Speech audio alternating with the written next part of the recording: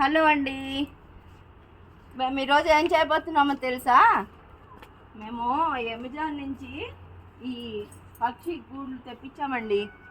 ఇక్కడ ఇంత క్యూట్గా ఉన్నాయి చూసారా పక్షి గూళ్ళు. వేసవికాలం కదండి, ఎండ మండిపోతుంది అసలు. అందుకని చెప్పి పాపం వాటికి నీళ్లు పెడదామని ఈ పెద్ద బేసిన్ పట్టుకొచ్చాను. నీళ్ళు, ఫుడ్ వాటికి. ఇక్కడ బాగా పక్షులు తిరుగుతూ ఉంటాయి. మాకు ఈ చెట్ల మీద అంతా పక్షులు తిరుగుతూ ఉంటాయి. పొద్దున్న భలే కిలకిల రావాలి భలే ఉంటాయి అన్నమాట. వాటి కోసం అని చెప్పి ఇక్కడ స్నానం చేసి ఇక్కడ ఫుడ్ తింటాయి అన్నమాట. ఇక్కడ కూడా పెడతాను ఒకటి. ఇక్కడ కూడా తింటాయి.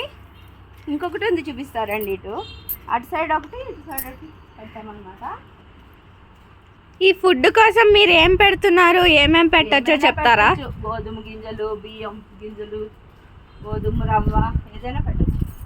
అదిగో ఈ మూలొకటి ఆ మూలొకటి కట్టామన్నమాట. ఇంత క్యూట్గా ఉన్నాయి. అమెజాన్లో దొరుకుతున్నాయండి. చక్కగా తీసుకుని మనం అంటే పక్షులు చక్కగా తిరుగుతూ ఉంటాయి మాకు ఇక్కడ. సో పెడదాం. పాపం ఎండ మండిపోతుంది కదా వేసవకాలం. వాటికి పాపం నీళ్ళ కోసం వెతుక్కుంటూ ఉంటాయి.